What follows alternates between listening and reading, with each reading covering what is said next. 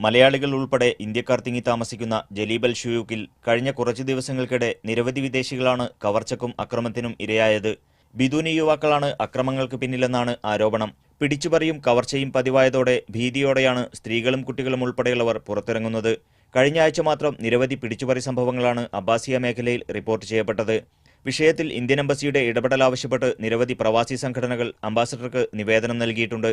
ഇതിനിടെയാണ് പ്രവാസി മലയാളിയുടെ ട്വിറ്ററിലൂടെയുള്ള പരാതിയിൽ വിശദമായ റിപ്പോർട്ട് ആവശ്യപ്പെട്ടുകൊണ്ട് കേന്ദ്ര വിദേശകാര്യമന്ത്രി സുഷമ സ്വരാജ് റിട്വീറ്റ് ചെയ്തത്.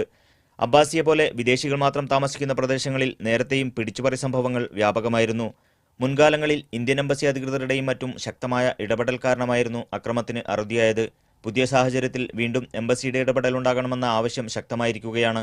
അതിനിടെ അബ്ബാസിയ ഉൾപ്പെടുന്ന ഫർവാനിയ മേഖലയിലെ ഗവർണറുമായി ഇന്ത്യൻ അംബാസഡർ സുനിൽ ജെയിൻ ഇന്ന് കൂടിക്കാഴ്ച നടത്തി.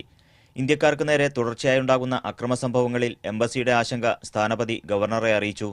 ഇന്ത്യക്കാരുടെ സുരക്ഷ ഉറപ്പുവരുത്തുന്നതിനാവശ്യമായ നടപടികൾ കൈക്കൊള്ളുമെന്ന് governor Sheikh Faisal Al Hamood Al Sabah ഉറപ്പു നൽകി. ഫർവാനിയ ഗവർണറേറ്റ് സുരക്ഷാ വിഭാഗം മേധാവി Salih Al Anizi, Indian embassy deputy chief of mission Subhashish Goldar എന്നിവരും കൂടിക്കാഴ്ചയിൽ പങ്കെടുത്തു. Munir Ahmed, media 1, Kuwait city.